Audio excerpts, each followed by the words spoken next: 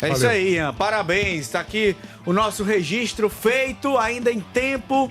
E agora o Samuel... não diga. E agora o Samuel Conrado vai trazer as notícias do time do Ceará. Fala, Samuca. Agora pra falar uma notícia negativa, viu, André? Porque era um cara que vinha entrando ali no time do Ceará no segundo tempo, era uma opção pro técnico Léo Condé nos lados do campo, mas que foi constatada uma lesão antes da partida contra o Flamengo. Ainda no jogo contra o Cruzeiro, Fernandinho, ele entrou na partida contra o time mineiro e ali, ao final do confronto, ele sentiu um desconforto. Por isso, o boletim médico do Ceará, depois da partida contra o Cruzeiro, colocou ali, ressaltando que ele tinha encontrado um desconforto do departamento médico do Ceará na região anterior da coxa durante a última partida e o exame de imagem realizado na semana confirmou uma lesão muscular do Fernandinho. O jogador pode ficar de fora até um mês longe dos gramados, desfalcando o vovô. É certo que para a partida contra o Palmeiras, ele é carta fora do baralho. Ele não vai para esta partida fora de casa. O técnico Léo Condé vai achar outras alternativas. Mas na segunda-feira, quando o elenco do Ceará voltar para a capital cearense, Fernandinho deve ser reavaliado ao longo da semana e ele vem sendo acompanhado com fisioterapia do Ceará e também externa para saber a condição clínica do jogador. Afinal de contas, é um atleta primordial, vem entrando sempre ali como uma opção para o técnico Léo Condé, mas que o Pedro Henrique deve ser titular e não tem aquela sombra que vinha tendo no banco de reservas, André. Mas a notícia é ruim, WB, por duas perspectivas, tá? Primeiro que você perde o Fernandinho, que tinha entrado bem contra o Cruzeiro, deu assistência pro gol do Galeano. É uma peça que tá sempre entrando, sempre utilizada. E segundo, porque a quantidade de pontas que o Ceará tem no elenco hoje, a quantidade de atacantes que jogam pelos lados, ela é reduzida. Você tem Pedro Henrique e Galeano, que são os titulares. Aí sem o Fernandinho, você tem... Vamos colocar o Ailon aí como uma alternativa para jogar por ali. Você tem o Guilherme, se você quiser colocá-lo ali também. E o Bruno Tubarão. E Zé Fini. E acabou. As outras alternativas que tinha no elenco, o Martínez já acabou saindo e etc.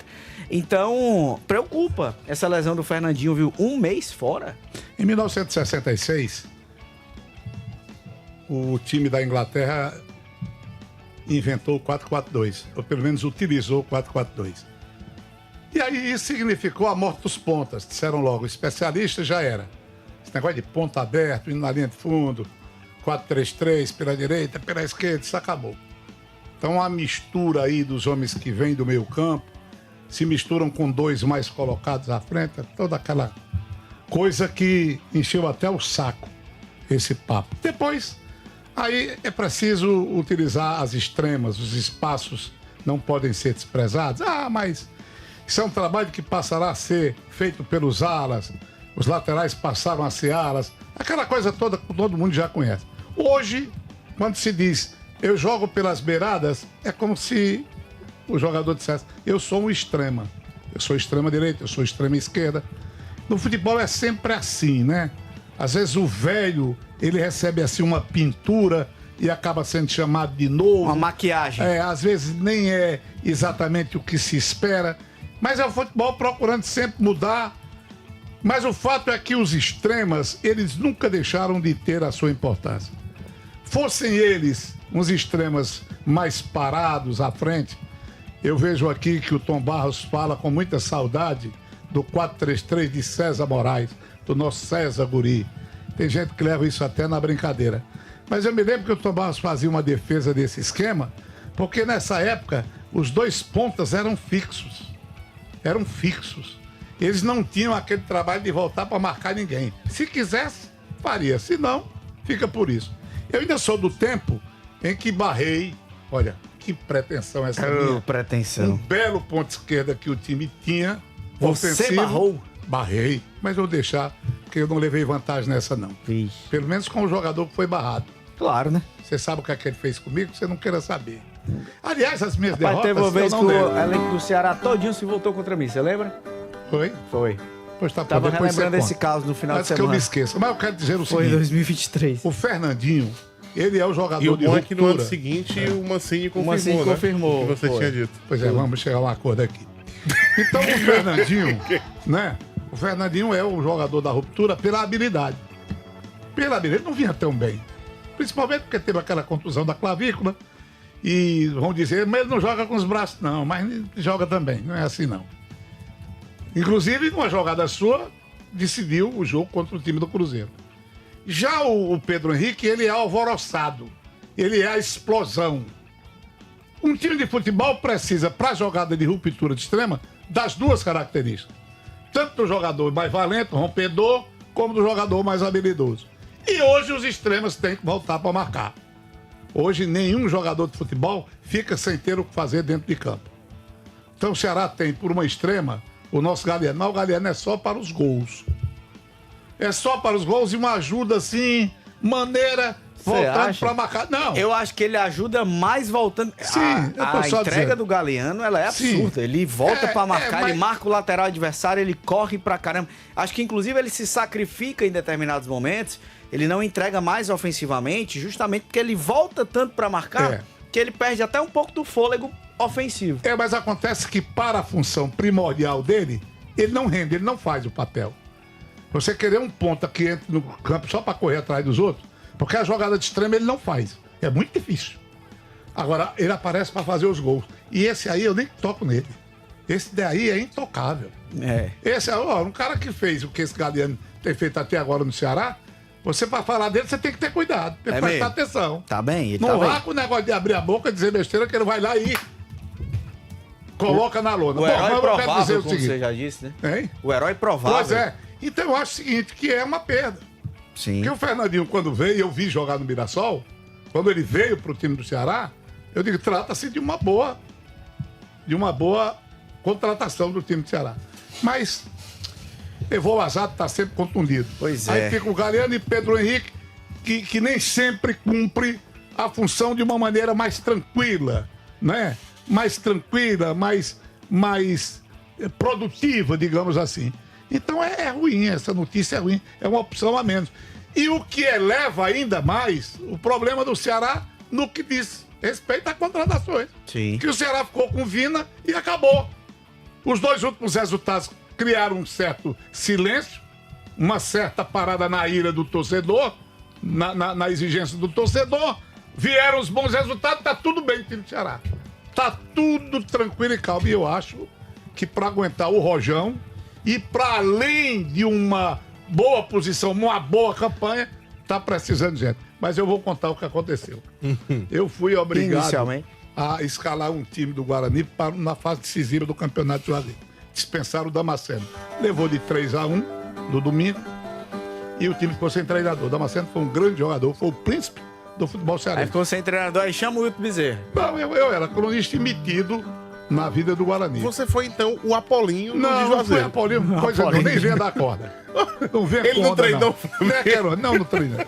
Aí me pediram, Wilton, faz o seguinte. Não, eu não fui pra banco, não fui pra coisa nenhuma. Sim, sim. E aí, o que é que faz? Eu digo, rapaz, a gente já conhece o Guarani, né? Eu, inclusive, tinha sido o responsável por duas contratações, o Paraíba e o Jaldemir, que tinha sido o melhor ponto esquerda do campeonato cearense. Eu contratei através do Najib, na época, e contratei alguns jogadores pro Guarani de Juazeiro. E o Jaldemir tinha sido o melhor ponta, bom driblador, ia pra cima. Só que no jogo de 3-1, o lateral do Icasa ia pra frente e fez o diabo, Pirajá. E o Jaldemir só jogava com a bola. É por isso que eu digo, 4-3-3, quando os dois extremos chegavam na linha de fundo e cruzavam pro centroavante, os pontas não precisavam marcar ninguém. E eu achei, e inclusive foi bem sucedida a mexida, e me pediram para escalar o time. Aí eu fui lá, dei minha opinião e tal, fui no túnel, dei uma explicação e fui trabalhar na cabine da rádio. Eu não fui, já tinha um novo treinador chegando para assumir no segundo tempo, negócio meio desorganizado. As coisas feitas naquela época. Meio? Desorganizado e meio. Mas esse outro treinador entrou, já chegou com binóculo, olhando, eu digo, ih, rapaz, treinador com binóculo, não, mas tudo bem. Eu fui lá e defini, tinha um ponto esquerdo. Aí você escalou o time foi a campo da maneira que você definiu. Não, aí escalei o time. O Jaldemir era titular absoluto. E o craque. Mas só que ele não marcava, não fazia nada. Aí você tirou ele do time. Tirei e botei Gilberto, que também era um ponto esquerdo, um baiano, jogava pra caramba. E era um cara que voltava pra marcar. Eu digo, rapaz, ajuda, porque senão esse lateral de casa vai acabar de novo com o Guarani. As coisas do interior eram muito boas. Sim. Eu não me arrependo disso. Não. Aí. 1-1 o jogo. O jogo foi bom. A decisão do domingo, aí eu já tinha treinador, o time perdeu. Eu nem fiquei em banco, não dirigi. Aí dizem que eu fui treinador do Guarani. Não foi só isso. Pois bem, mas quando eu cheguei no túnel, eu fui explicar como é que queria e tal, aquela babada toda. Inexperiente, né? Mas faz besteira, né? Na vida, besteira muito. Ah. Aí eu digo, olha, você vai sair. Ah, rapaz, pra ele, cheio de moral, ele jogava pra caramba mesmo, sabe? Ele acabava com os jogos aqui. Mas eu botei o Gilberto que deu melhor. Mas precisava ter coragem de ser besta como eu era besta. Maluco pra barrar o cara daquele. Sim, e eu aí. que trouxe o cara. Aí. Aí eu dei a explicação e ele ficou calado. Ficou calado, não disse nada, né? Mas eu notei que ele estava mordido comigo, né? Eu desço ali os batentes do vestiário do Romeirão. Quando eu sumi, né, da vista dos jogadores, aí ele gritou lá de lá e disse: sim, Zagallo! Ainda frescou, ó. Ainda tirou onda. Rapaz, eu me deu vontade de eu voltar de gato do adiante. Sim, Zagallo! Aí é Essa demais, aí eu viu? perdi, mas ganhei, porque na verdade. E no outro jogo ele foi barrado dentro pelo outro treinador. Então pronto, então... Então eu Você quero... tinha razão. Você tinha Entendeu? razão. O problema é o seguinte. Então, nesse tempo, não tinha esse futebol universal. Já não via essa tendência universal de todo mundo marcar todo mundo, tá entendendo? Sim, São as entendi. experiências da vida das quais eu não me arrependo, tá Ô, bom, moçada? rapaz, as experiências. Ô, Brenão, mas sobre essa questão aí, tem dois aspectos aí que o WB até citou. Primeiro, o Pedro Henrique não vem bem. O Pedro Henrique não vem jogando Exato. bem. Então você perde o Fernandinho, que é o jogador que poderia fazer sombra, poderia ser alternativa naquele momento. E segundo, agora o Ceará vai ter que ter ainda mais pressa para contratar, porque em termos de quantidade mesmo, as opções estão escassas. Não é à toa que ele intensificou a negociação pelo Paulo Baia. Porque é um cara que pode jogar pelos dois lados, mas que joga mais pelo lado esquerdo e que é onde o Fernandinho costuma atuar também. Então o Ceará precisa no mercado trazer essa peça, seja o Paulo Baia, seja outro jogador, porque ele não sabe quanto tempo vai ficar sem o Fernandinho. O Samuel acabou de trazer. Pode ser até um mês. Não quer dizer que vai ficar um mês, mas pode ser até um mês. Então, você tem que ter, inclusive, quantidade. Não é só uma peça de qualidade, mas quantidade mesmo, para colocar ali, para ter opção, para que o Léo Condé possa fazer alguma mudança quando ele achar necessário. O Pedro Henrique realmente não é ainda aquele Pedro Henrique do começo da temporada. Ele não conseguiu entregar ainda o que ele entregava antes, apesar de que muitas vezes o escolhido, tem sido escolhido pelo Léo Condé. Mas eu acho que o Fernandinho é uma baixa, até porque quando ele se lesiona pela primeira vez, lá no mês de abril, ele passou um mês fora por conta de uma lesão no ombro, que ele teve que fazer uma cirurgia. 2 meses. Naquele momento, 2 meses, né? Naquele momento, André, era o momento em que ele estava no ápice dele aqui no Ceará, que era pouco tempo ainda, mas era o melhor momento dele. Quando ele volta da cirurgia, eu ainda não acho que ele fez nenhuma partida no mesmo nível que ele tinha feito antes daquele momento que ele se lesiona. Mas a tendência era que quando ele continuasse entrando, ganhando mais minutos, ele recuperasse e fosse um cara mais importante, como ele já tinha sido nessa temporada para o Ceará. Acaba levando azar de ter outra lesão que vai tirar ele de combate por mais algumas semanas. Isso é ruim, porque quando ele volta vai ter que recuperar todo o processo de novo, entrar, ganhar confiança, demora mais um tempo.